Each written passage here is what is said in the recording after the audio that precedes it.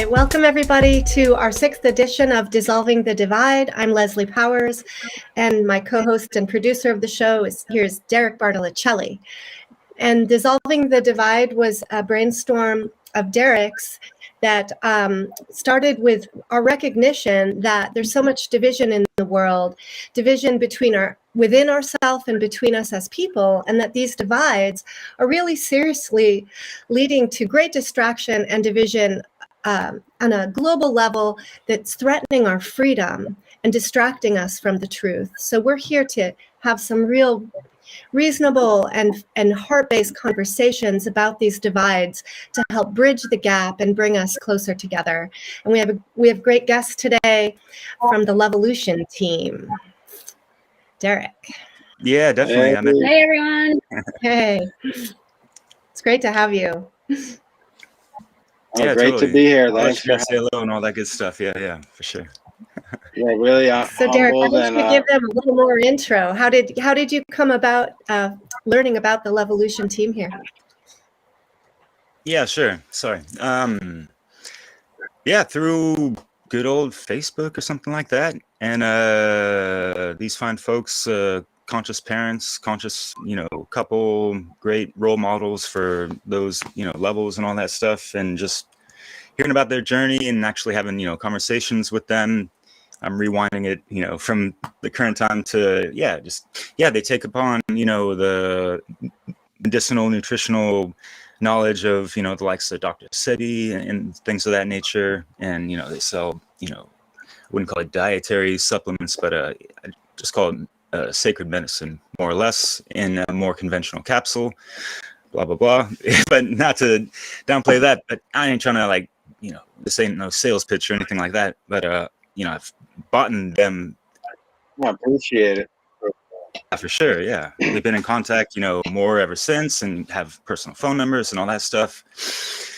And I was really just almost dumbfoundedly flattered and honored that, they have this, website that you should check out that has a lot of, I wouldn't say truth speakers, but, a lot of influential and knowledgeable and philosophical people, spiritual as well, and from all walks of life in this one webpage. And lo and behold, I found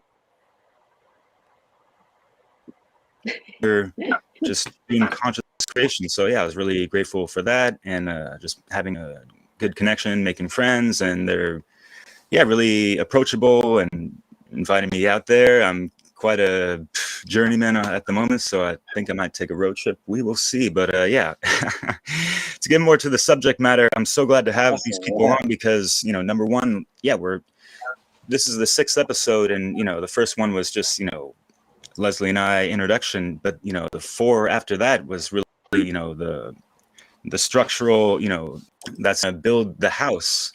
And what this episode is going to do is address the, how a house is being made into a home, if you will.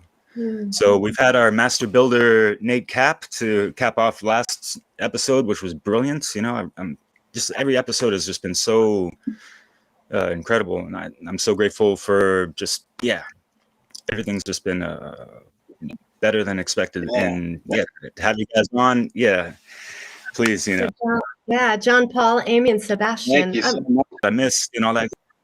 Yeah. Please introduce yourselves. Share a little bit about your journey to where you are now. Whoever wants to start. Okay, go ahead. My name is Amy Pierce, and I'm a mom, a friend, a lover, an anarchist, a naturalist, and I grew up in Maine, and we live in Maine now. I grew up as a little girl in southern Maine, always outside, always with nature, and so nature was my church. She was my therapist, my friend, and I grew up with that strong bond with Mother Earth. My family, I have 2 brothers and my mom and dad, and I grew up very, very close with them, very close family, so I was very grateful. I wasn't raised with much religion or anything like that. I was a free thinker, able to think in my house, so I'm very grateful for that. I grew up, went to school, and graduated 2005. I went to the University of New Hampshire, studied wildlife biology. So I was a science major. Graduated in 2009. I worked at a wildlife hospital for 14 years. I started volunteering when I was young. So I worked with hawks, falcons, eagles, all sorts of mammals. I did veterinarian work and I loved that. And now I'm doing more people work, healing myself, teaching, and starting to do that kind of work. I'm a full-time mom, so I am always playing with him, and we're learning together every day. I learned natural law about 4 years ago, and I've been aligning my behaviors with natural law ever since. My whole family and I are now aligning with natural law, and I've chose right action. I choose jobs that are morally okay and correct, and I don't choose jobs that aren't. So we work from the home, and we're in a tax sale business to help people get money back from foreclosures. When they get their homes taken away, we help them get money back that's rightfully theirs, and we find them. And I garden. I started gardening 2 years ago. We can our own food. We started that a couple years ago. Wow. Make my own bread. So I'm always learning and integrating. I love learning. I love it. Amazing. So that's a little bit about yeah, it sounds like you're really implementing what you learn. You're really putting it into action. So that's great. Absolutely. Yeah. Absolutely. Yeah, awesome. Yeah. Thank you for sharing. What an amazing background, a great foundation, right, for real living. Yeah, absolutely. Very Yeah. grateful. Yeah, and Jean-Paul, tell us a little about your background. Well, yeah, I grew up in a very competitive environment, Catholic family, 7 boys, and sports and church and school, and very rigid. It was difficult. I had many people telling me what to do all the time with the brothers and coaches, teachers, and most adults. And so I began to build up that spiritual immune system. And I realized this doesn't make any sense. And I kind of sussed it out at a young age and was that rebel and kind of giving everyone the finger, you know. And so that was kind of my rebel spirit, always questioning the answers, never really getting along with coaches and authority figures that well, teachers and whatnot, priests. So I had to discover nature and discover the truth, and I wasn't really taught a whole lot by the family. I had to go out of the comfort zone, of the safety net. When I went to California, learning experience.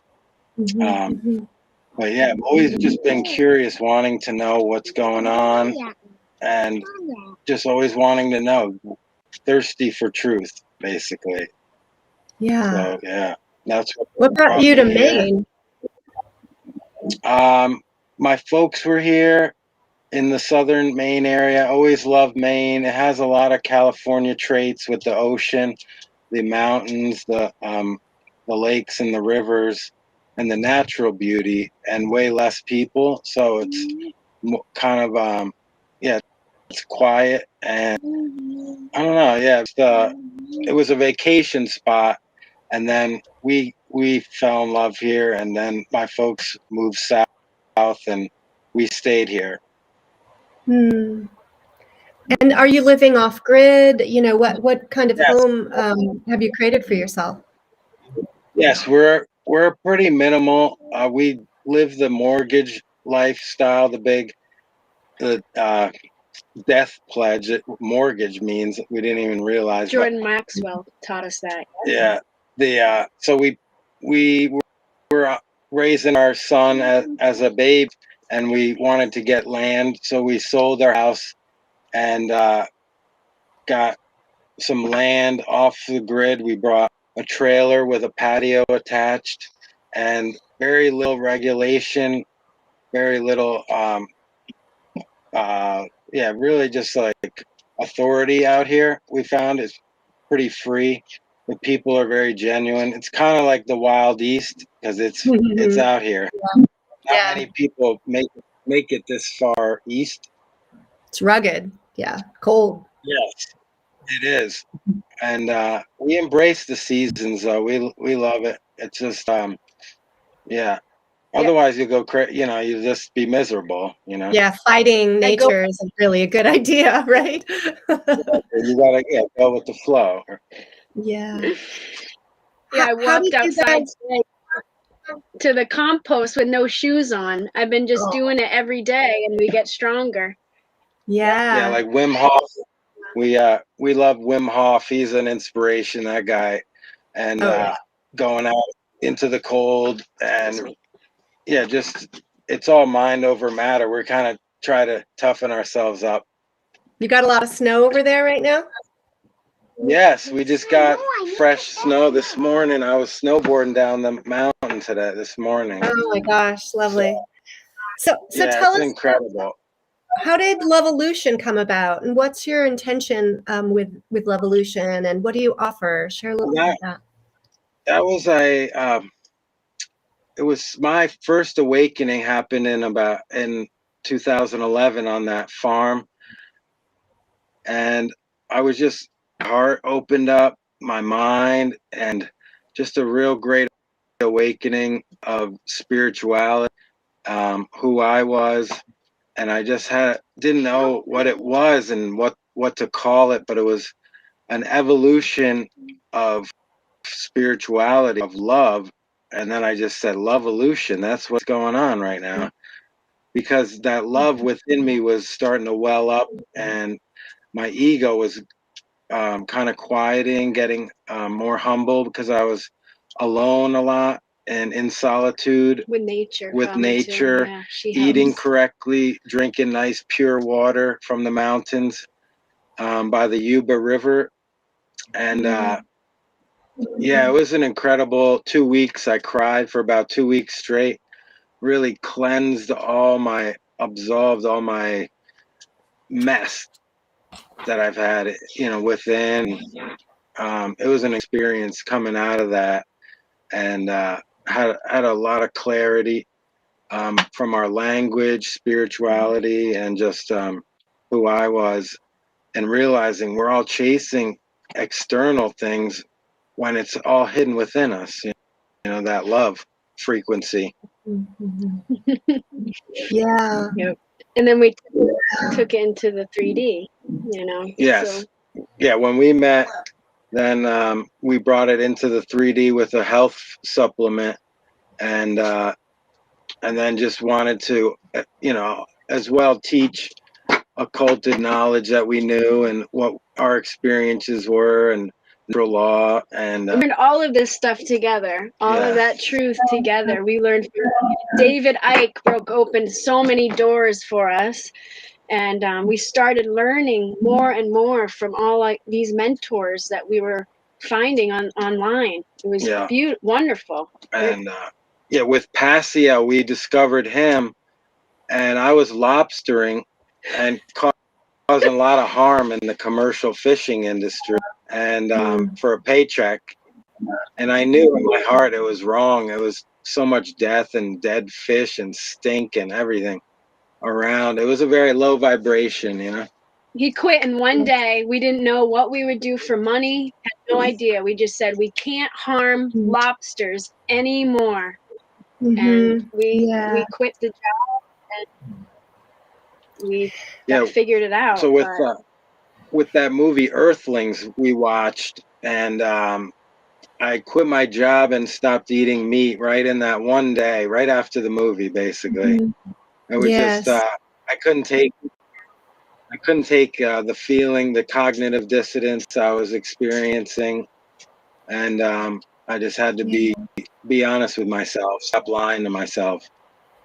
Yeah, it sounds for sure for you, John Paul, that there was a real process of transformation and shedding some things from your life Yeah, but to do absolutely. it, it's like it seems like you had to be in nature and quiet.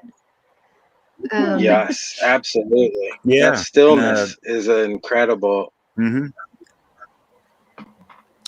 I could totally relate with what you went through because We lost them. Oh shit. They popped out. We'll continue for a second, just and hopefully they'll pop on. I'm gonna keep an eye out for them. Fine. I mean, it was like the most profound weeping of my life. And they come. Perfect. They're on bottom now. There you are. You're back. Symmetry. We lost you. Yeah, no worries. So, all Sorry. right, cool. I wanted you to hear this also, Jean Paul, because I mean, like my awakening was kind of similar, but it was kind of like the polar opposite because I was like in the city of Paris. There's like 12 million people in this one, circumference of, the capital city of France. It's not. Some people think like Paris is a country. Anyways, but yeah, just like, and everyone thinks, a spiritual awakening, it's like unicorns and rainbows and just like high vibes, good times and all this stuff. And it's like, no, it's an actual, the true, biospiritual regenesis that starts with, that prima materia that you were doing already, like being out in nature and eat all that stuff and like having your body get more activated, if you will, and just a more pure vessel, that pure Luv-A-Lution to, part of that dissolution or, the alchemical process. So obviously it's like, yeah, the false identity, all that stuff is just, burnt to the ground. It's got to burn. And that is absolutely going to be quite the process of just like profound weeping and all these things. And just like realizing what all the wrongs you might have done or participated in and yada, yada, all these things. This process, right, involves some discomfort, and facing yourself, like facing the work you were doing, and a shedding, a cleansing, a detoxing themes I'm hearing. And maybe we could talk a little bit more about this and the importance of that and how that relates maybe even to the superfood that you have. It's Awesome. Yeah, when I met John Paul, I was slowly eating better because I felt better from eating better. And I noticed that I was feeling a lot better. So that's why I started eating healthy. And I took that on for myself and being responsible for what I was eating, because my folks, they didn't start eating, stop eating animals and everything like that. But I do tell them you could feel much better if you change your diet. Some people don't realize our diet has a lot to do with how we feel spiritually, mentally, and physically. When I stopped eating meat about 5 years ago, I felt a heavy fog come off me and I could see things much clearer. I don't know if anyone experienced that, but I noticed a lot clearer vision for myself. And I go through emotions like waves. I always say women and men, we're like waves. And so it's good to feel our emotions, cry, cleanse, and then you feel better when you get the emotions out. Absolutely. And that's what I'm learning on my journey every day. Yeah. Sorry. I think that's really important. Underemphasized. Oh, Derek, go ahead. Yeah. So like the title of this video is kind of like, conscious parenting and kind of stuff. And as far as, like the new era and like breaking these negative cycles of, the improper ways of parenting and this and that, and how, yeah, Amy, what you're talking about with the emotions and stuff, and just like how the old paradigm of, especially like on the masculine side of things, John Paul, I'd love to hear, what, you had like 6 brothers or something, we all know that, it's kind of taboo or dogmatic or even, like risque for a guy to, show his emotions and cry. That was seen as weak and this and that. A lot of people just didn't know it's a form of catharsis, therapy and healing, you know, and just like getting over things and releasing it, you know. John, what you got to say, brother? Yeah, that's a great point.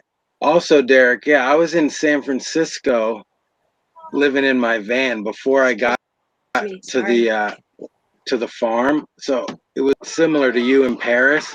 I was in this huge city and just so miserable in a you know, valeting and just trying to keep up with my friends who had all this stuff, and I didn't really identify with any of it.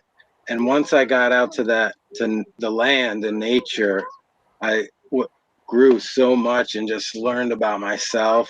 I was earthing every day, and yeah, just feeling all those feelings of ego, or how I maybe mistreated somebody or was mistreated. And just that 2 weeks, I was manicuring cannabis and just shed so much fear. In the beginning, I got there, I thought a bear was going to come right and get me right between, you know, my van and where the building I was in. And at the end of the 2 weeks, I was going out for long walks in the middle of the night, and I could hear the bears down at the Yuba River. And I had no fear anymore. It was all gone, and it was just enjoying those peaceful beings down there, and having, you know, no bear's going to attack me right now. And just, it was incredible. So being in nature helped to alleviate your fear of nature. There had to be a process of like vulnerability, really, to step into that unknown, right? The foreign landscape. Yeah. Yes, absolutely. Yeah.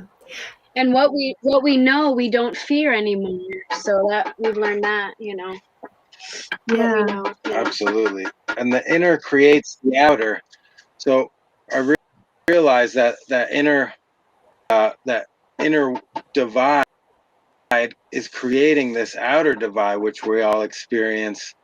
And so with that alchemical process of self-love, of raising your consciousness, raising awareness, and raising your vibration, right? Because Tesla, we love Tesla. Everything's energy, vibration, frequency. The real Nikola Tesla, who's rolling in his grave thanks to, you know, some musky business. Sorry, got to caveat that real quick. Exactly. Yes. And so, yeah, just yeah, it was an incredible spiritual process. And then kind of went back to sleep, though. After I came home, I went to Maine after California's awakening, and I kind of went back into the matrix a bit. And, you know, Religion. I started reading the Bible more and figuring out what that meant, and just had way more questions than answers in there for me. And then, yeah, just started really looking into everything. A friend in 2008 told me about, oh, the president isn't really the one in charge. And I said, what do you mean, you know? And I said, oh, what are you talking about? You know, like, because I was asleep. And then he said, oh, look it up, Bilderberg. And I said, all right. And then that kind of was in 2008. I read a book they don't want you to know about Kevin Trudeau. And that helped me to really and he exposed a lot of things for me and helped to jumpstart my my awakening. Yeah. So it's like this process of like looking out into the world, starting to gather information and see it in a different way, to realize that a lot of your, you know, automatic beliefs or worldviews were inaccurate, right? And kind of blowing your world a bit. Absolutely. And then starting sort of a new life, a new way of being together. And I wondered how you might talk about how your relationship has served to continue this evolution and growth, this Luv-A-Lution process for you guys. Oh, absolutely. Yeah, I'll just say something about that. When we met, we both had beliefs about certain things, and we started to look into them and put our beliefs aside and say, let's really look into this for what it is. And for example, vaccinations, I was 100%, I'd go into the doctors and get my HPV shot. I'd line right up. I thought vaccines were just helpful and good for us. I had no idea. And so John Paul came home and he said, we're going to look into the vaccines, we're not going to jump into that, right? And I said, I don't know what you're talking about, but I'll look into it. And I did research every single day. I listened to thousands of stories. I listened to moms and dads all over the world tell their experience. And then I learned from them and decided what we'll do with Sebastian. And we said, no, thank you. And we used that powerful word, no. Yeah. And we did our investigation, confident because we did our research. And that's what we tell people. We're not telling you what to do. You do your own research and your own discernment. We always tell people to do. But back to where we met. What would you say, honey? So yeah, it was you can only awaken so much on your own, but when we got to we came familiar with David Icke's information, really resonated with that. And I was dissolving my belief system completely with the Christianity and all that.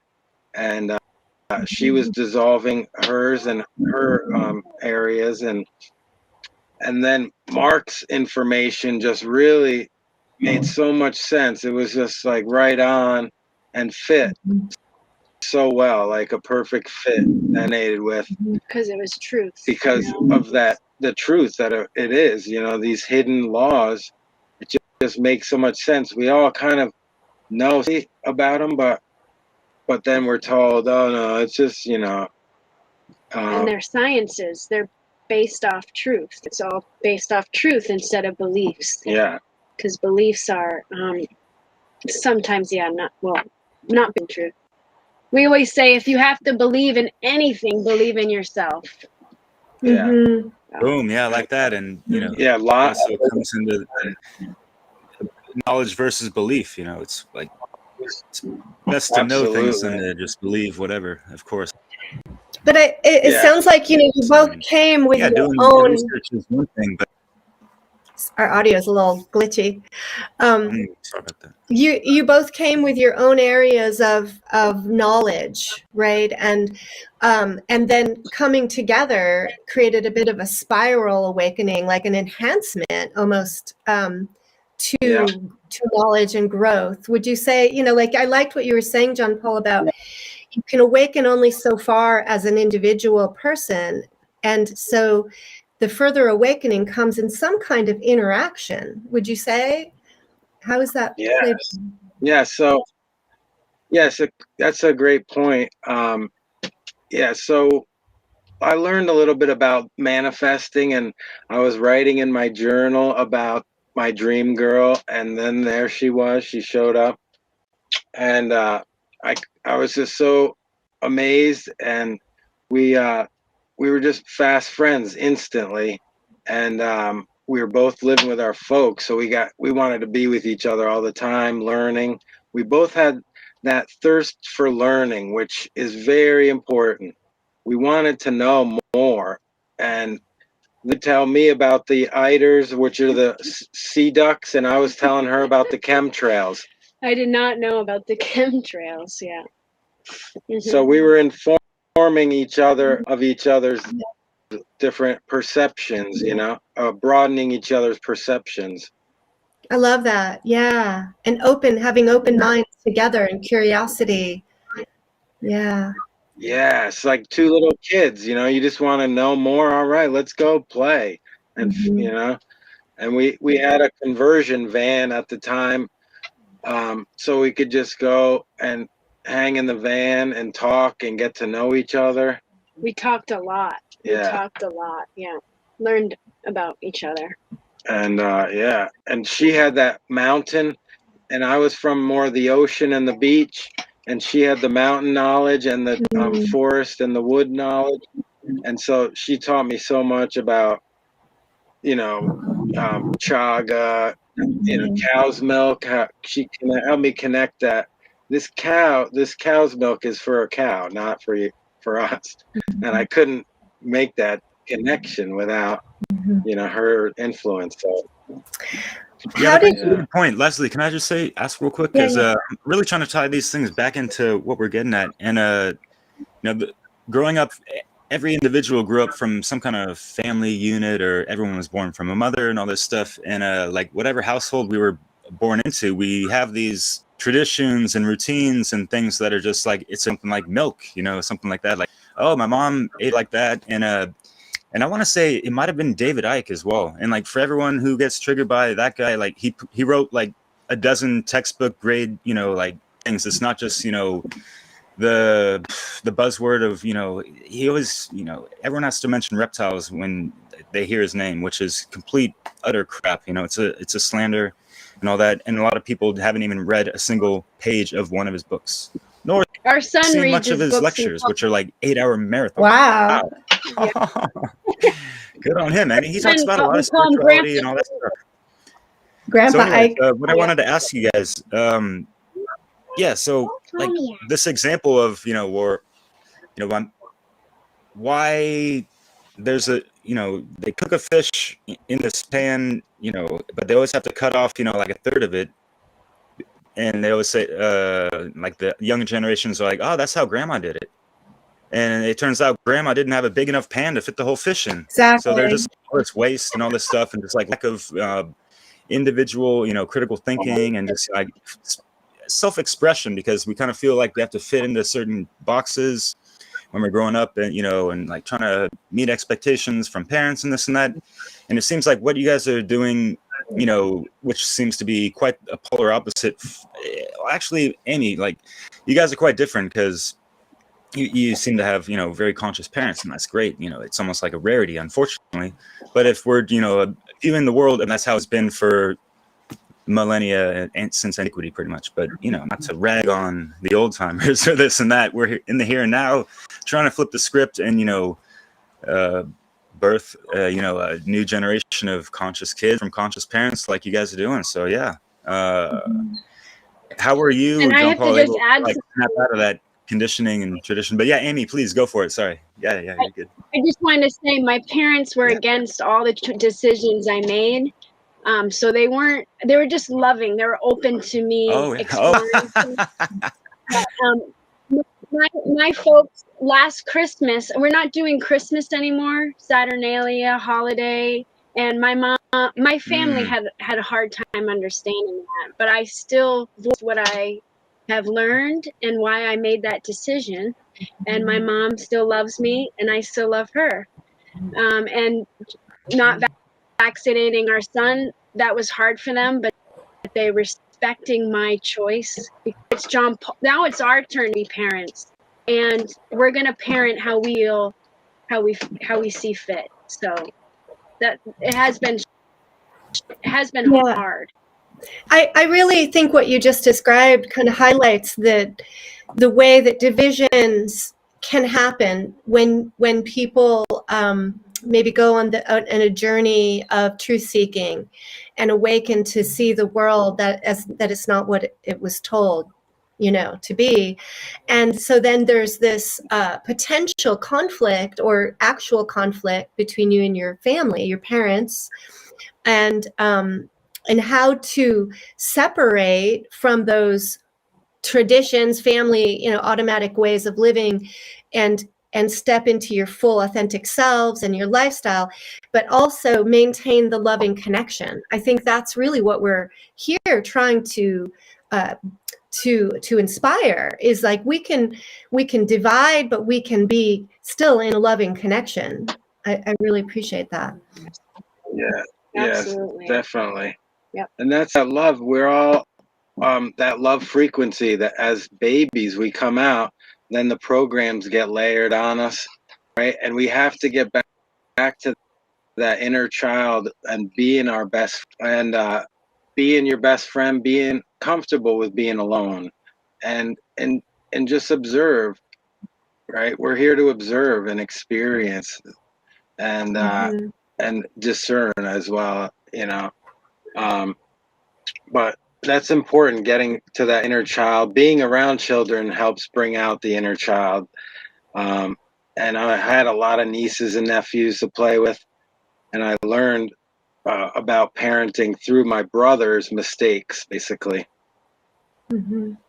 So how are you applying your knowledge, your awakening, and to your parenting experience? Yeah, that's a great question. So yeah, we've pretty much gone the antithesis of how I was raised. We don't no school, no church, no sports. We just teach him out here. He plays with us. We teach him gardening. We teach him about skills, fire stove, about nature. Yeah, how to make a fire, and but integrating a lot of the stuff we've learned with him just by saying no, really, to the medical mafia. It's just no, thank you. We know better, and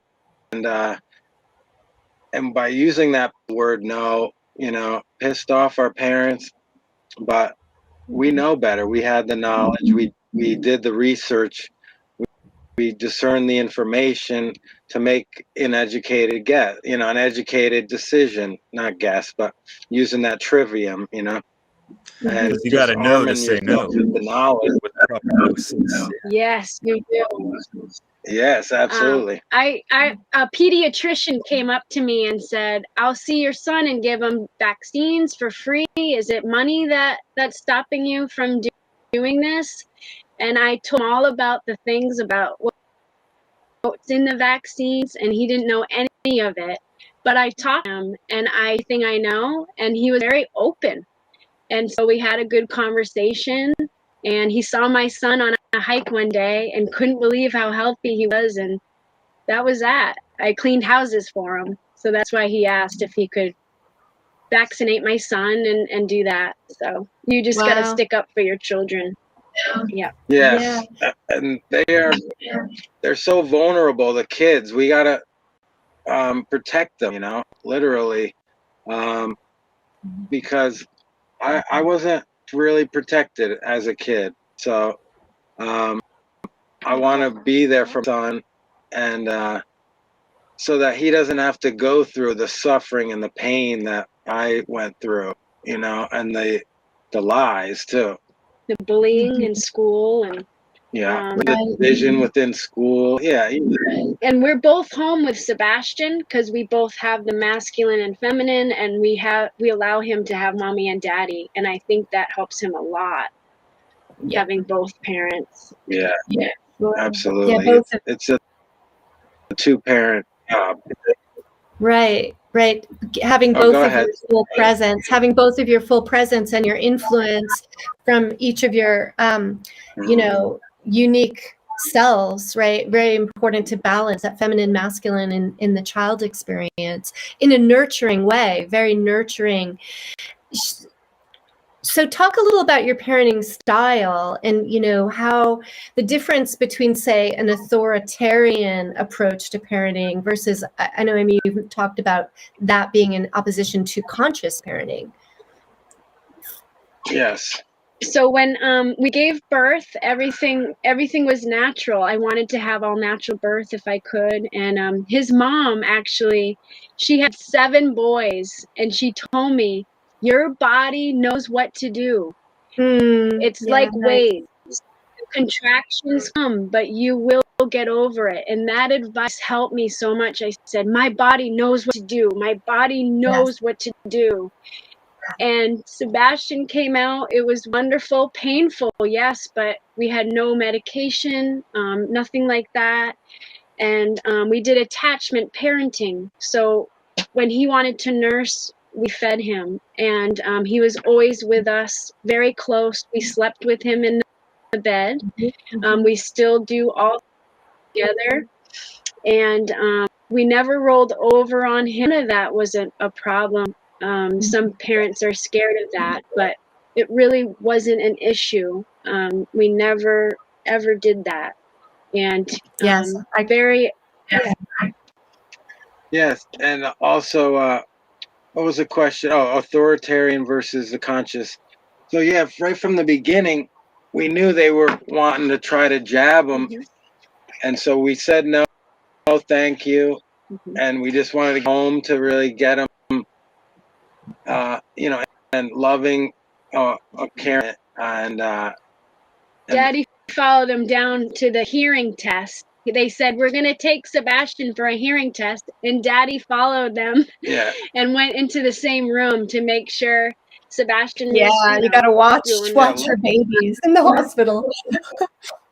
Yeah, he was a couple hours old, and I didn't trust anyone in there. So I'm going to go right with my baby wherever he's going.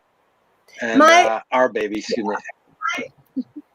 I just wanted to highlight that in the hospital, when you have a baby in the hospital, they take your baby away from you really quickly, right? They have some idea that they're compelled to have to do this and that, you know?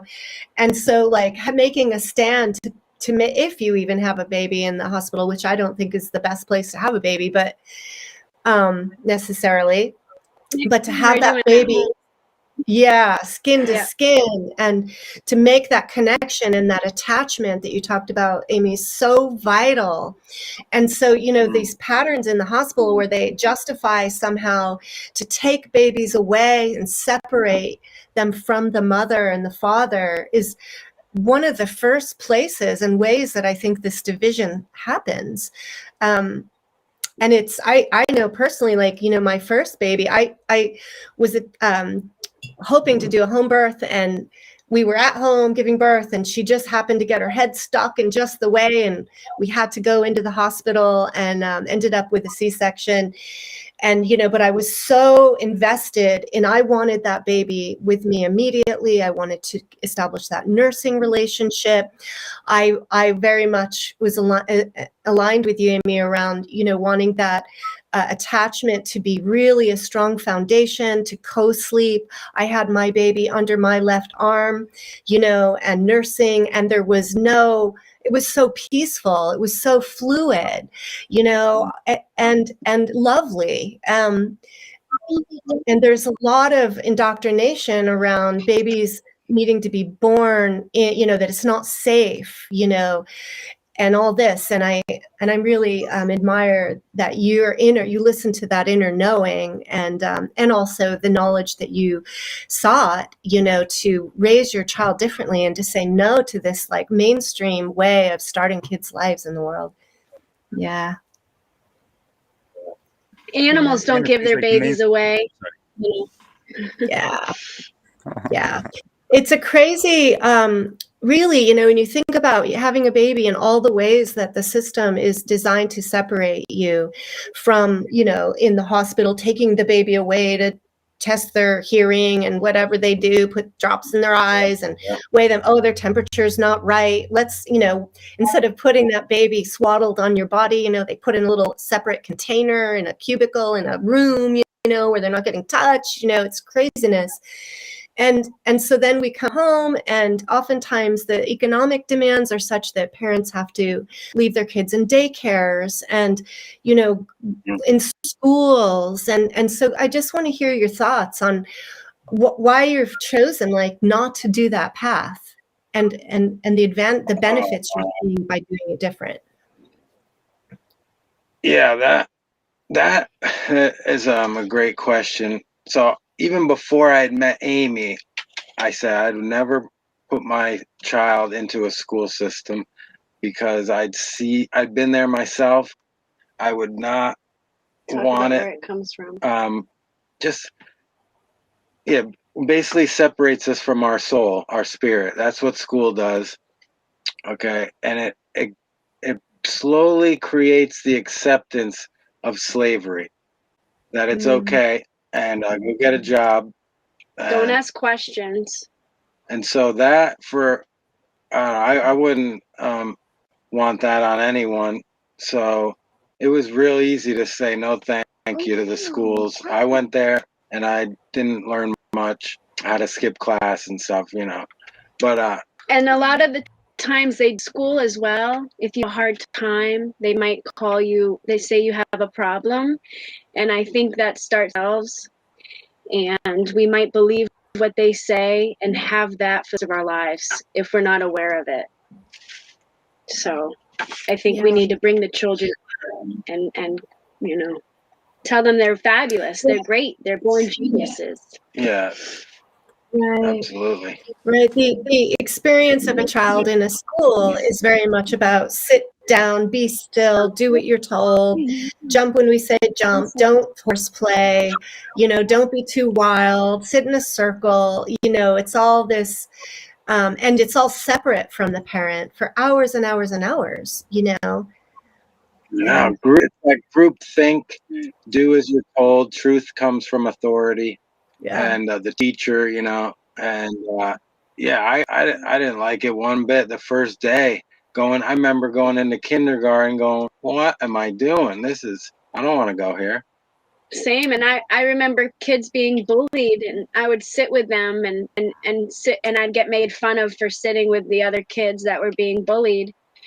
But our actions matter. And I went to a pizza shop and the girl said, "Thank you so much for sitting with me." That made me just, you know, it prevented me from just, you know, committing suicide or whatever. Oh, she saw the girl a couple years. I saw the girl years later and she thanked me for sitting with her because the kids made fun of her.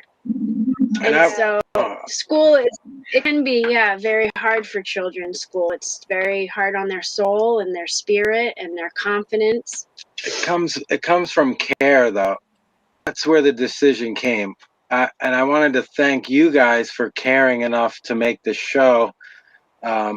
Before I forget, too. But the care that says, no, I'm not going to subject my son to the ridicule by other kids that, you know, are coming from who knows where. So I didn't like that type of treatment, and I wouldn't subject our son to that. And we're the best teacher for him. We are in this for the long run with him. David James Rodriguez, he's an amazing mentor and inspiration. And he said, you're going to be with your son for 80 years. Why are you're the qualified to teach him? I thought that is beautiful. You know? Yeah, that helped me a lot, remember. Yeah. He's awesome. Yeah, he's awesome. Isn't he your neighbor, Leslie?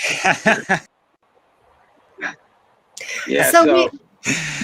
So the child being with you creates this foundation of security and a strong foundation of family, which I think, you know, has generally been really attacked and separated and weakened, you know, in our culture.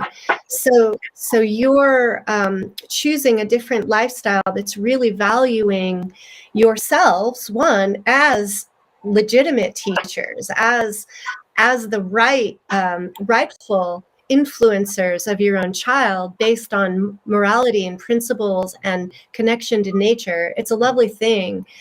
So what do you see? Oh, sorry. Yeah, go ahead. Thank you. Are you sure you were going to ask a question? But I want to bring this back a little bit because, yeah, you touched on authority and tying in with what you just said, Leslie. And yeah, brilliant points all around, everyone. Thank you so much. But yeah, when you have the proper gnosis and the knowledge, and you are, you know, still a student of life and this stuff, as well as science of life and all this stuff, you are like the legitimate like authorities. You have that sovereignty within yourselves, and you're trying to just pass that on to, you know, your child, and that's like the most proper authority. And you're kind of putting natural law as the authority, not man-mades, whatever, or even like, you know, your shadow ego stuff and what you've been conditioned to from, you know, learning from whatever parents or, you know, whatever influenced you in your life up to this point, right?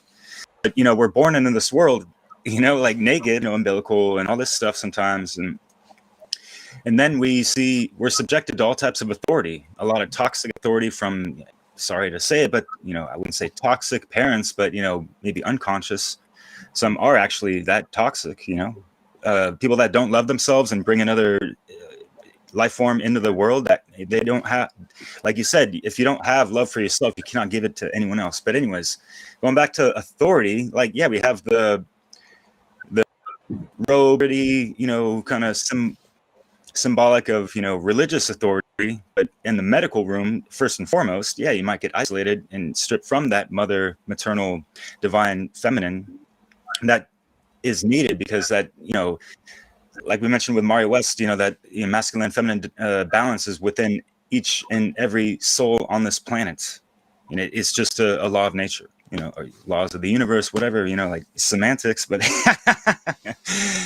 so these false authoritative figures, whether it be, types of, forms of religion, but real religion, whatever flavor of it.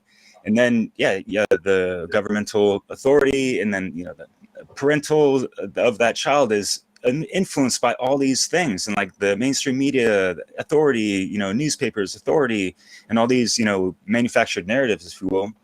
And then, yes, like when you grow up and you go to school, you have the teacher authority and all this stuff. And it's just like, people are berated with these false since birth. So, so maneuvering through that matrix is quite a conundrum if you don't have the proper parents' guidance and, Yeah, you're lost into this abyss. Absolutely, yeah. I think with the parenting, in that we don't put ourselves on the more guides and stewards, and guiding him and teaching him what we know, and sharing that thirst for knowledge and thirst for learning. Great. And we're always learning. We're always learning about. We're big birders. We love birds, and teaching that love of nature, love for the animals to him, really has been so fun. And kind of like we're growing up for the second time, but doing it our way. That's beautiful. Yeah, I really admire that.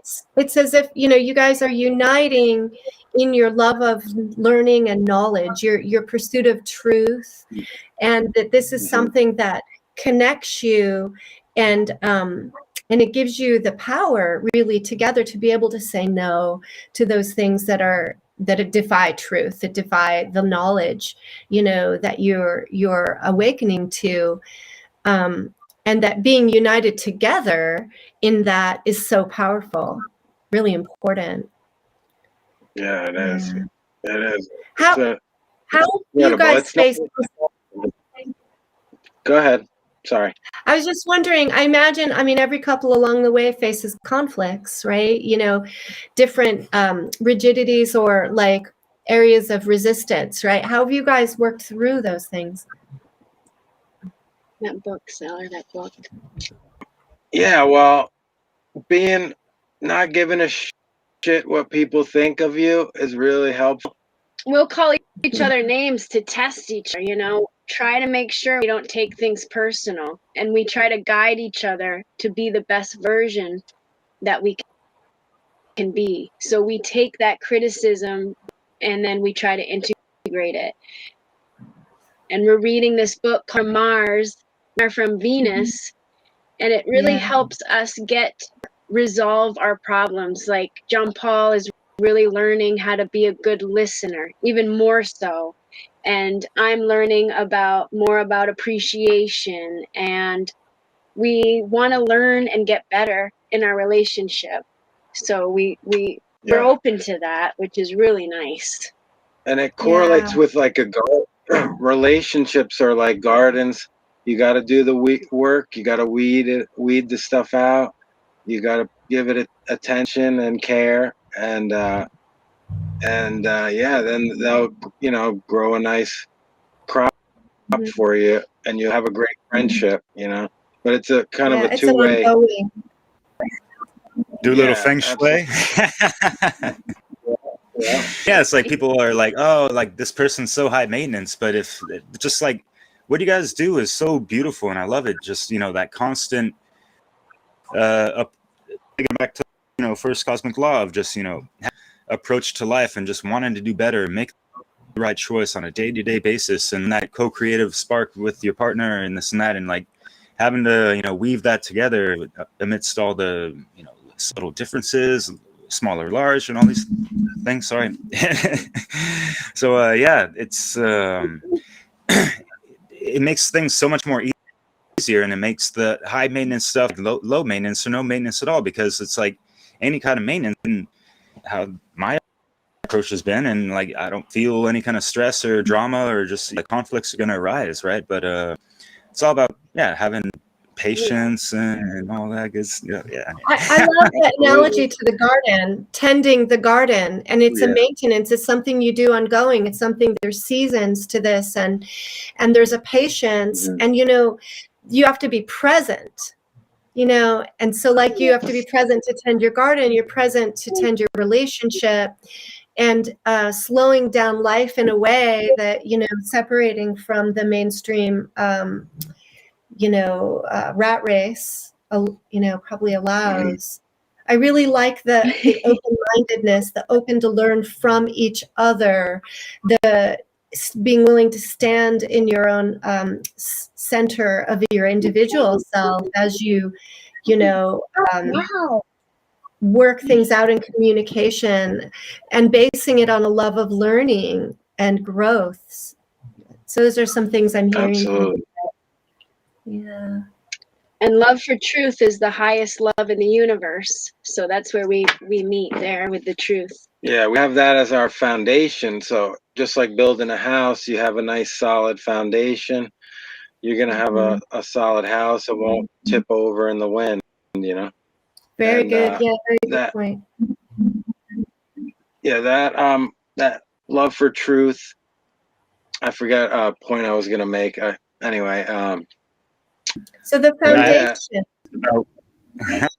Oh, go on. With full siblings, parents, whatever, they might love a different type of truth that might not necessarily be the actual truth of certain matters, because we're led to astray from certain narratives that aren't necessarily true, and this and that, and people obviously have these attachments to it. People want to call it ego attachments or whatever, but yeah, people can be really hard-headed or just calcified on certain things about how the world. So what was like the most resistance that you came across with your let's just say your parents, for example? Like as far as like an argument that would constantly arise or something like that, or something I didn't approve of or whatever. Yeah, you said you're quite the rebel. We're starting to say no to a lot of the family functions, and they're wondering why. And I don't really talk to a lot of my brothers too. I talked to my mom. I'm taking it back when you were a kid growing up, though, actually. Oh, yeah. Well, it was rough because, they would go out, and then the brothers would babysit, and I was the punching bag, and, and whatever else. Yeah. So it was. The awakening comes from the experience of being hurt, by the mainstream majority, right? The brothers who took that power, that control dynamics among, into themselves, and so they could pick on you, right? Yeah. It was rough there. I couldn't wait to get older where I could make my own decisions and get out from under the nest, really. And but you and your mom get along good. But yeah, me and my mom have a good relationship. Oh, that's the point I wanted to make. So I'm getting back to abandonment issues. So when we learned about this first 7 years, right, we realized we have a big responsibility. We got to really hunker down these first 7 years and prevent any abandonment issues. That's basically the point of what we're doing. Yes. And not saying it can happen, but I had a father that was a pilot, so he was gone a lot. So I had a father abandonment issue, and that I've dealt with. It was really when we learned that, programming his formative years, putting in that recording everything right now, and it's just we better watch what you say and do, because he's going to take on these behaviors. So teaching him right from wrong. And he's probably heard most of Mark's presentations, our son and David. So hopefully those that in his subconscious and later, Yeah, that foundation in the formative years, those critical windows of growth. And like you said, that's where the programming comes in for children, for their consciousness, and protecting that and being very conscious and intentional about what you're exposing your child to, and not encouraging that abandonment wound that comes from separation from the parental figures. And we as a society totally underestimate the impact of that separation and the wounds that are subconsciously created in people from being separated. And I think that our economic system is really a big part of that, separating, the forced work schedules and separating from your kids. And we just normalize that now. And I'm really realizing now, I have 3 older kids, and I'm realizing now how much I missed of their lives. And, some of that foundation by necessity, my experience of necessity, to be a working parent. Yeah. Yeah, it's tough. I mean, it's the hardest job that there is here, I think. That self-work and then that being a parent, I think, are the toughest, They go hand in hand, right? Because our children are our teachers as well. Just like relationships are our teachers, that kind of rub, sometimes through the rub, we have to grow, we have to face ourselves. And then we have our children that rub us and push us in all sorts of ways, right? Yeah, and then in psychology, sorry, I didn't want to cut you off, Leslie. I think I've done that too much already, but go ahead, Derek, we're good. I like the in Jung's Carl Jung, he talks a lot about, how relationships are going to, reveal a lot of shadow work that needs to be done on both individuals, and it's going to be mirrored back at them, intimate levels, and it will bring up a lot of any kind of parental issues, whether abandonment, trauma, whatever, those types of things. Yeah, the templates. Yeah, both parties need to be open and patient with all that to make it work, because we just see, the general population, it just seems to be I've seen this in France as well, because there's just that parental pressure to have kids as soon as you get married, and like, hey, I can't wait to be a grandfather or mother, you know what I mean? And what we see, generation after generation is, babies having babies, more or less, and not to make fun of anyone, but it's just, as far as like the level of confidence. Say that again, Amy. Oh, the blind leading the blind. Right, exactly. Yes. Unconscious. Yep. And so we want to be good parents. So we want to get paid to buy food, and then we drop our kids off at daycare, and our little children are wondering, where the heck are our parents? And we don't realize that that's causing a lot of harm to them. It is. Yeah. So we call daycare is don't care, really. Yeah, it's hard because I've had some daycare people that were really, really loving and good to my kids, but I'm really sort of like handing off this most precious being into another person's hands that we don't, I'm looking back, right, in terms of where I wasn't thinking clearly, really far deep around the templating and that programming, and not being conscious that it's in alignment with truth or my values, right? So it's almost like playing Russian roulette or the odds, when you kind of take your child to a daycare provider or school, and where you're really losing more and more of the philosophical, principle-based influence on your child. Unless you go to some Rudolf Steiner type of school. Absolutely.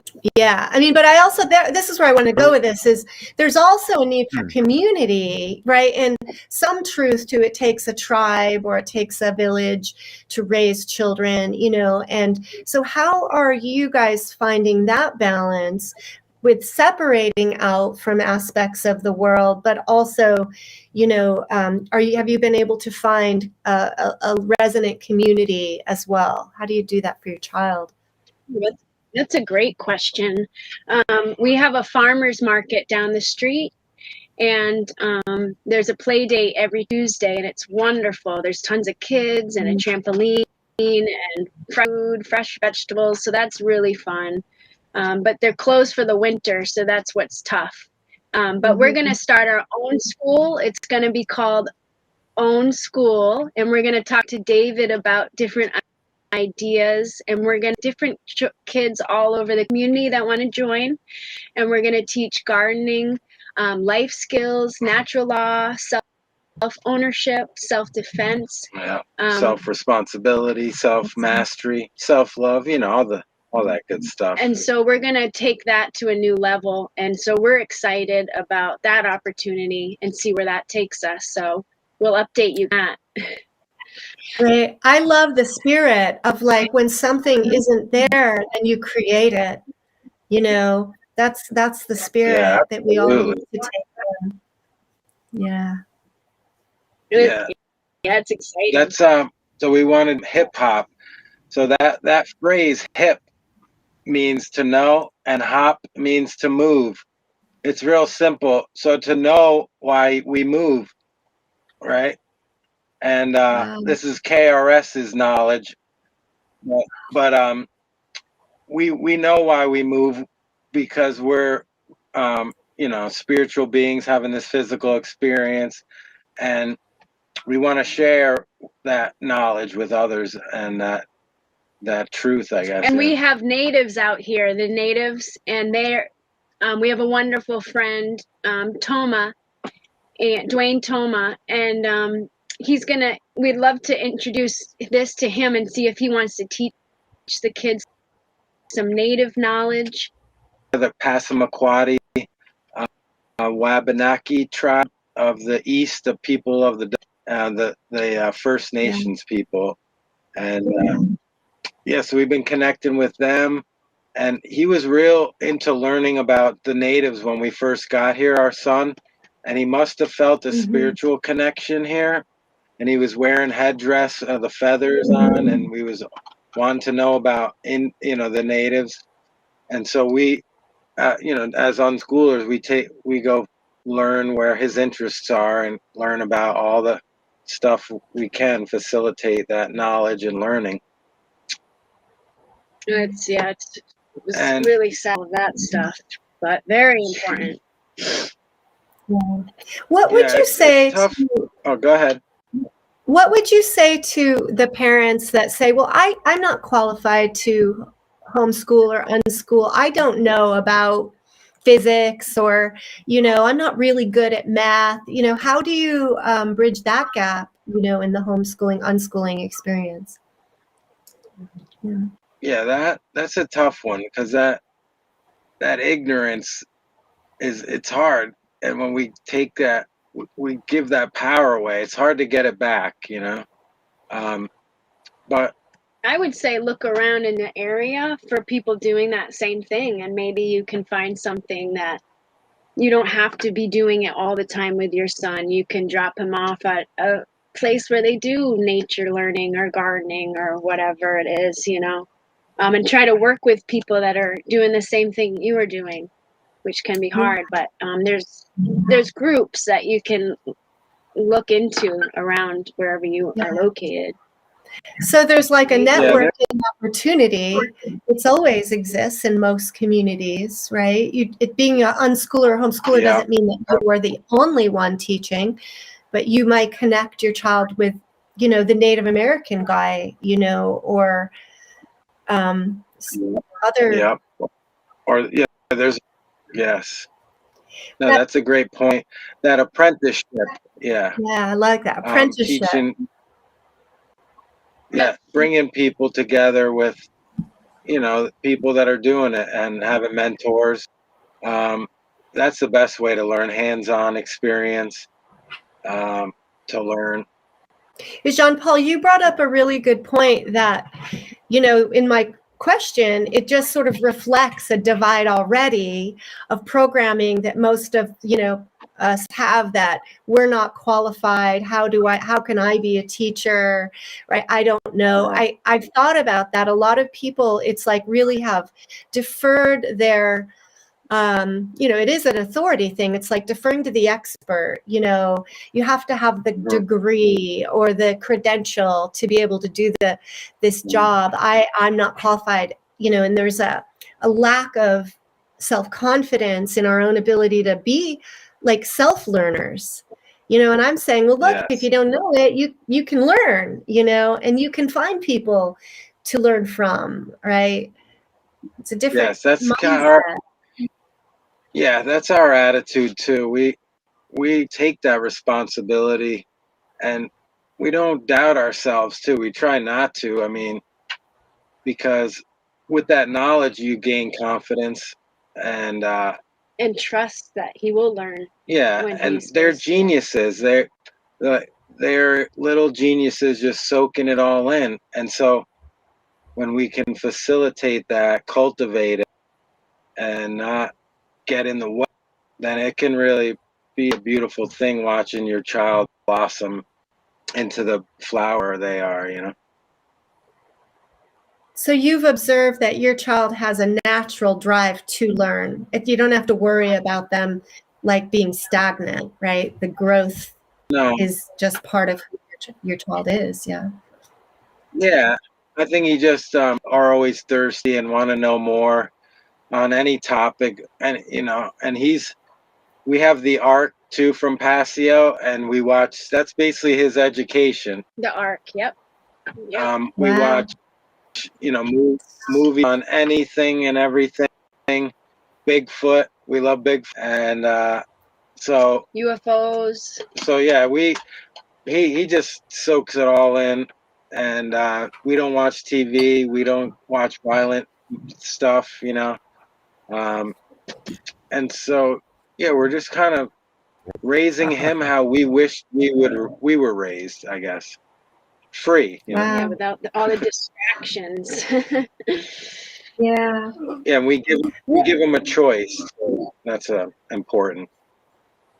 So to talk more about that, about the choices.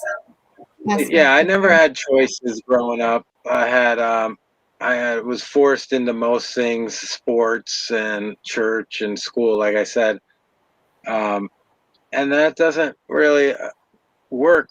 Forced learning isn't something, you know, you're not going to really remember a whole lot, and you're not going to have a good experience. So therefore the knowledge and the skills, I didn't really learn many skills to teach. I had to go out to experience in the world. The world is our school. And we don't have to go in those little buildings and keep you away from nature all day. How is that going to help our child? And just kind of questioning everything, really. And when you do the history of the schools, and they, you know, Rockefeller wanted a bunch of workers, not a bunch of thinkers. Yes. So you're teaching your child. There's a difference between teaching a child what to think and how to think. Yes. Right? And asking questions seems really important to that. Huh? Yes. Yeah. We tell them, you know, you can ask us anything. We're not going to lie to you. And we're always here for you, loving you. No question is a student, honey. So ask away. You know, it's an open home. We can ask anything we want to. And do you allow him to say no? Oh yeah. yeah. Oh yeah. That's been so hard because when he says no to us, when we respect him, and he teaches us every day about, you know, he's equal to us and he can say no and we have to respect him. And yeah, he holds us very accountable for our word. So that's really a good practice for us. Yeah, And this is so do, vital. This is a huge yeah, do pivot as from you, the mainstream. Yeah. yeah, do as you say and say as you do. And you said this, Daddy, but we didn't do that. So I gotta do as I say, and he keeps us in humble. line. Yeah, it keeps us in check, definitely. Yeah. But he doesn't have to do everything you say in a way, right? Like that's like this. Yeah. I think the challenge parents have is like them wanting to be the authority and tell their kids what to do, and that there's this whole thing. If a child says no, they're being oppositional, you know, and it sets up, you know, this power dynamic which distracts from actual learning and growing, because you get in this power struggle, whether it's with your teacher, your school, your parent, who's not honoring the child's kind of their own right to sometimes say no. I mean, obviously there's safety things, but how do you work that with your child? I like the accountability point. Yeah, that's a tough one, you know, because he has that stubbornness like we have, but it's just we gotta respect him, and oh well, it's on to something else. Yeah. And he can say yes, he has that, and so we just respect him, like we would anybody. And when I grew up, I remember hearing, because I'm your mom. Well, why? Well, Because I you said said so. so. And I'm, you know, and Yeah. you're like little kid going, wait a minute, what about me? Do I get to decide anything?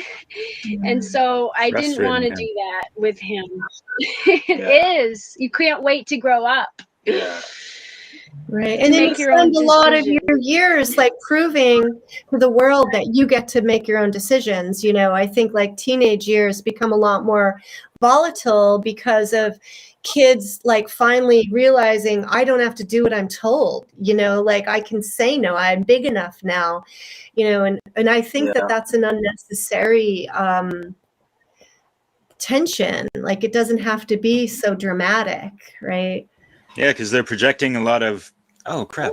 Yeah, they were. Yeah, just real quick, because, you know, I'm sorry for the quality of the audio on their behalf, just because, you know, they're off grid, you know, and like for internet, all that stuff. So yeah, Yeah, we're having a little audio issues. Yeah, Sometimes, so- Derek, you're freezing too on my end. So yeah, Really? we apologize for our audio Yeah, glitches. I'm not even in the place I'm supposed to be at. Yeah, I apologize for that as well. But yeah, to bring it back when, you know, when they're back, because actually, no, Leslie and I, we made a mistake. Yeah. The last episode we had was with Will Keller. Actually, this is episode number 7, and we had a great discussion with Will Keller, and it's not out yet, is up, but you know, he spoke a lot about just, you know, that episode was about just like the individual kind of just like realizing the world around him and everything like that. And Division from nature, self, and spirit. Yeah, yeah. And it seems like what you guys have, that you've laid down such a proper foundations within yourselves to, you know, share that with your child and let him explore and do, you know, make his own choices. That's so vital. And, you know, where you guys got cut off, you guys were talking about how, you know, when you're a teenager, you got more projecting from, you know, that, you know, frustration and not being able to like fully express yourselves. And you guys have just like, you know, set up just like where you guys are at, the environment around you, and then like the nucleus environment, it just seems like such a nurturing and like that super fertile soil for that seed to just grow and blossom, like you're saying. So yeah, hats off. Yeah. Oh yeah, we appreciate that for recognizing us. It's takes sacrifice. We made sacrifices, and our families think we're crazy, you know, but it's being courageous, right? And having not being the fallen into cowardice, laziness, the apathy, and the ignorance. And that's really been our foundation. Yeah. Or you want to say something? Yeah, we've come a long ways for sure. Yeah. Yeah, we're all on a growth path, right? In our own unique ways. Absolutely. Yeah. Yep. And I don't think it ever stops, right? Right, correct. Yeah, Amy, you mentioned a bit back about how you maintain a loving relationship with your mom, even though you have differences. Can you talk a little bit about your approach to keeping the loving connections, even with your maybe saying no to certain aspects of your family's tradition? Yep. Yeah, that's a great question. It takes courage to voice how you really feel. And so I suggest anybody who's in that situation to voice how you feel and to come at it with love. I always say to my mom is, I love you so much and I care about you. So that's why I'm telling you these things. And I try to tell her to not take it personal and to come with an open mind. And I've been putting seeds in my mom's brain for probably 4 years, and she's now be open to these discussions. And just want to let people know, don't give up on your family. Just because they might not be open right now doesn't mean that they're never going to be open again. And I didn't give up on my family, and I'm glad that I have a relationship with them still. And they're so proud of us because they see that we're doing the right thing. They can see that we're doing what we need to do for our son. And so it just takes time, and just be patient. But come at it from a state of love and remind them you love them. And that's what I've done. Yeah, I love that. I think the value on relationship is important, and developing that courageousness around communication and that persistence, like loving persistence. And I think, there can be a lot of sadness and grief in those tension points, right? With family, and sometimes family will reject the black sheep, or the one who's branching off, more so than others. So there's a lot to deal with, right? It's not always easy. Yeah, of course, they stand out a little bit more. Yeah. Sorry, John, you're good, man. Yeah, it was, it's tough being, called the crazy one, but I always said, you're the crazy one. They're the crazy one. So, but having that knowledge, and gives you that knowledge of knowing these laws, the spiritual laws that are inherent in this 3-dimension, really makes so much sense. Do no harm, do not steal. And I wasn't taught these things really, at all. Yeah, neither was I. To a decent degree. Parents that were, pretty good, like not keyed into a lot of these hermetic principles and all that stuff. And yeah, after my awakening, which stemmed from me, having a heart activated, care to want to be a better man and learn as much as I can to be, because I was married at the time in Paris, and with my wife, just trying to keep that marriage life fresh and be the best man I can, and then realizing that, holy shit, there's a lot I don't really know about in the world, or like maybe half know about. Teach my kid, so that in and of itself lit such a huge fire up my ass, So. Yeah. The responsibility of parenting, of recognizing that, the parents are the foundation for that child's mental state, their emotional, physical, spiritual self, right? And to take that very seriously, thoughtfully. Yes. Yeah. And they just really want your attention, that's it. They don't want Oh yeah. Go ahead. Yeah, sorry. Yeah, I think Go there's ahead. like a little like 2 second delay on the audio, but didn't mean to cut you off. But yeah, to finish up, I mean, like, yeah, there were certain things that I kind of like, I almost like resented my parents just because I didn't learn it. It was just them. It was like any kind of authoritative figure where, you know, you grow up in the world, you know, kind of assume you're supposed to like learn these things, but they're all like hidden, occulted, if you will, which just means hidden, right? Yeah. And said that before, it's such a trigger word for some people. At the same time, I realized that I had to re-parent myself to a good degree, you know, and kind of integrate those things that I felt were lacking because I was kind of a latchkey kid and had abandonment issues myself. But being able to, you know, understand the parental and mother figure and just trying to insert myself into those roles for my own self, you know, because if I don't have that implemented within myself, how am I going to be a good parent almost, you know? So Yeah. That's a great point. Absolutely. Yeah.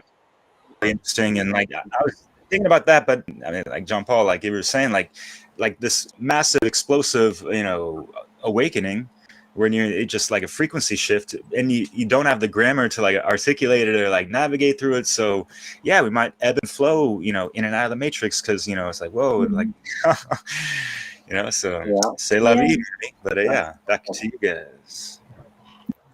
It's like reparenting ourselves, and then hopefully when you have a new baby in your life, you're aware, self-aware enough, right, and conscious of the choices, because that's very different than just being a well-meaning parent, you know, a well-meaning role model that's still very mesmerized and hypnotized by the mainstream, you know, messaging. Yeah, I would say too to parents is to go with your instinct. It's very, very important. We forget about that we have done this for we parented, and we have this in our DNA to parent and to more go inward than on the books and the people that tell you what to do, more from an instinct. And yeah, the intuition. Absolutely. Intuition, yep. That's what we've done. Yeah. Kind of like the very act of giving birth, like trusting your body. And then, you know, you're also kind of saying that we have, when you're maybe have detoxified from a lot of the programming, you can fall back on a deep knowledge within your own DNA of how to connect and parent your child. That's interesting. Absolutely. And we learned a lot from the animals. The birds are amazing parents. Some of the birds, really dedicated parents. And yeah, that helped teach us a lot. Right? They don't send them to school. They teach them what they know and what they need to know to function in nature. And so we can learn a lot from our animal friends. So really being good observers of nature. Mm-hmm. Yeah, we love observing, absolutely, nature. Being out there in that stillness, you know. You feel connected to everything. Yeah, we're all interconnected energy. And they never told us that, having this human experience, love can connect us, right? But fear divides us. And that's why we got to unite right now. We're all in this together. Yes, we are. And the Luv-A-Lution is the solution.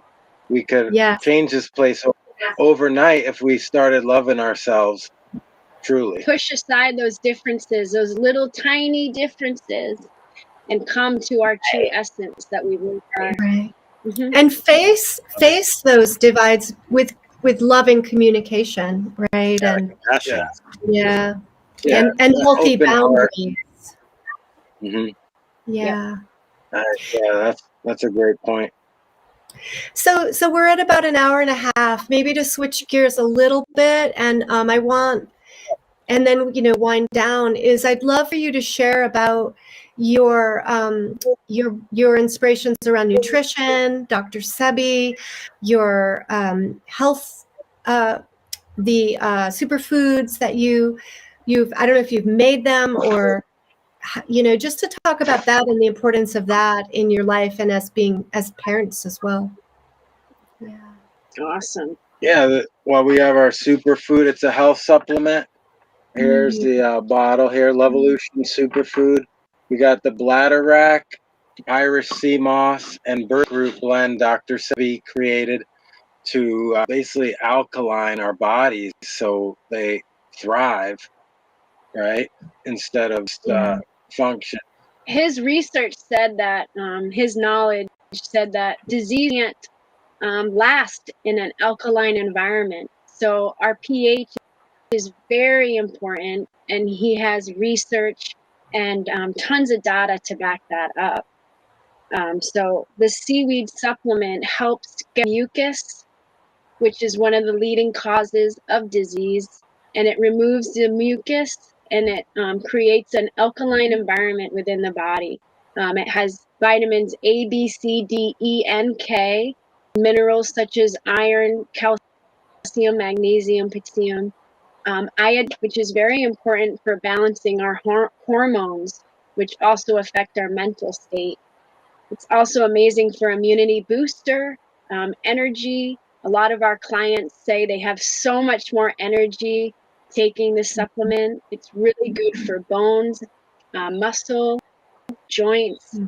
It's a detox, helps cleanse the bloodstream, but it also regenerates the cells.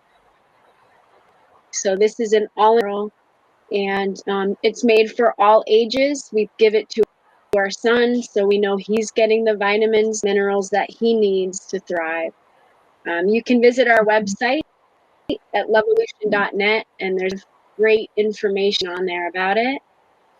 And well, yeah, we wanted to create a product, something that would benefit people, not just some random piece of plastic. So we wanted, health is wealth, and we need to take that seriously and really take our health in hands and be responsible with our health, because there's so much deception coming at us all over the place. And you guys know what I'm talking about. Yeah. So it's and underwhelming talk about important. the gut-brain connection and how that, like if we don't have a functioning brain properly, like it's kind of, yeah.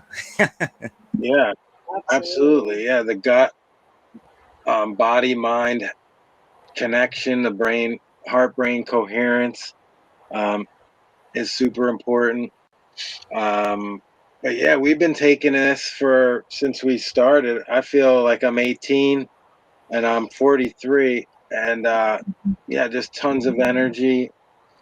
And yeah, it's from the rocks in the ocean. It's right from Mother Earth. All of these ingredients are fresh and raw, which means they're not cooked. It's in the purest form, and so you're getting all that nutrition that you really need.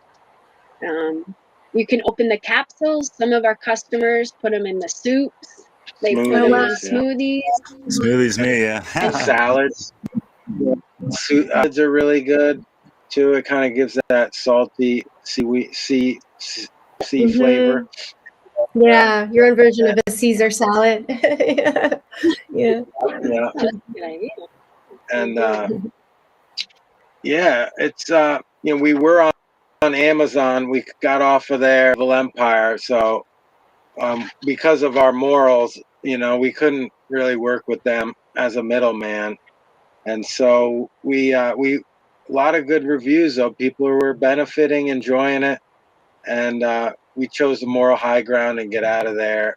And we're on Etsy and eBay as well as our website.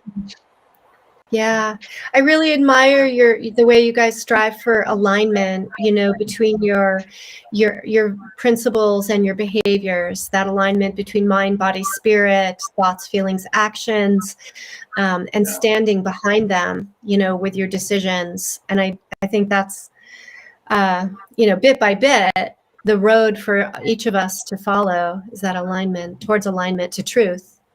Yeah. Absolutely. Yes. Yeah. And it's the real law of attraction, like Mark Passio says. So as we align with these laws in the universe, our lives become so much more beautiful and harmonious. And I suggest if anybody is looking to learn about all these laws and align with them, please look into it. You will be so happy that you did. Yeah. You really will be. You have on your website, I really like your resource page. You have a whole page with links to a lot of your, people that have inspired you and where you've learned some of this knowledge from. And that's lovely to share, and it makes it easy for people to find direction through that page. I want to refer people to your website. Yeah. Awesome. Thank you. We started that page so people could have a place to go. Yeah. And start learning from people like yourselves that have taught us so much. And thank you so much. Derek, we can't hear you, Derek.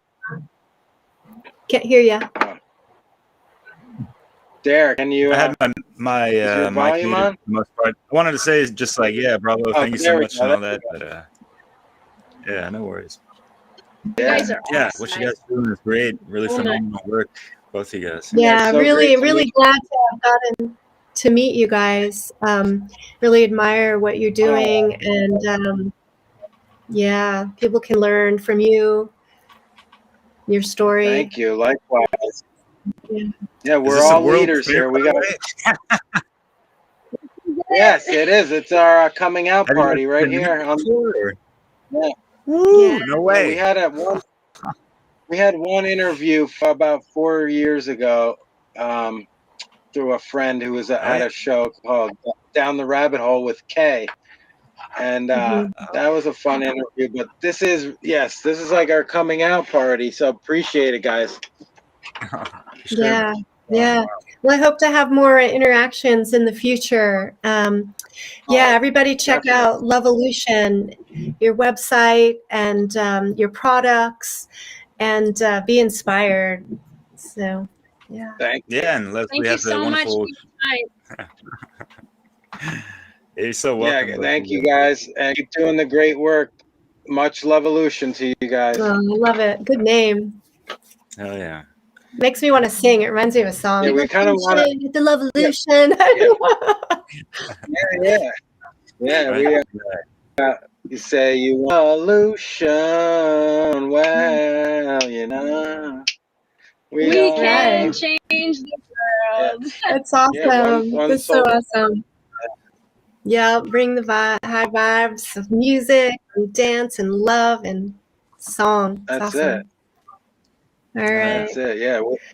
We and use it as like a greeting too. Luv-A-Lution is like a hello kind of, as a reminder to be doing that Yeah.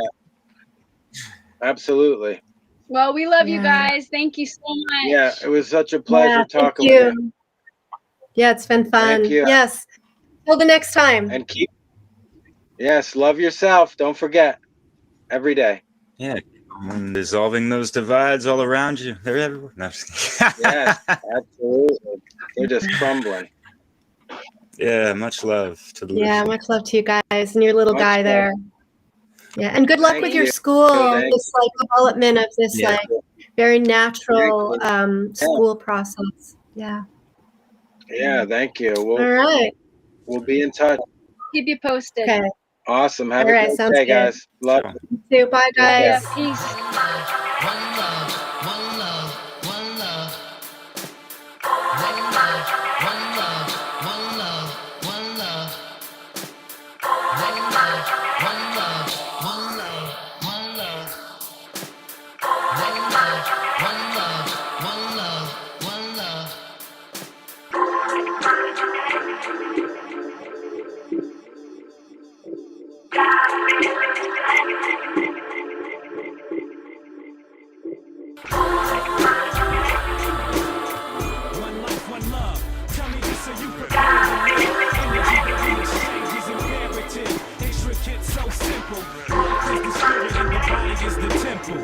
One life, one love. Tell me this, are you prepared to live? Energy that we exchange is imperative.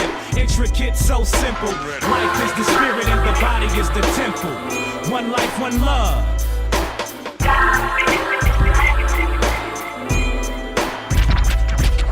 ready.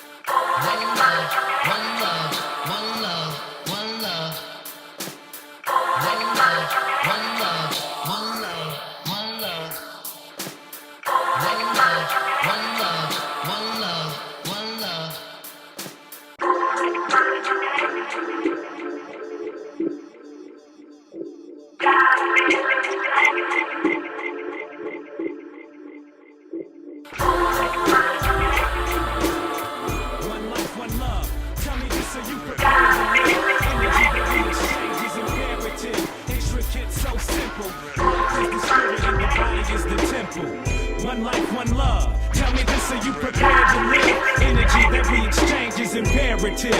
Intricate, so simple. Life is the spirit and the body is the temple. One life, one love.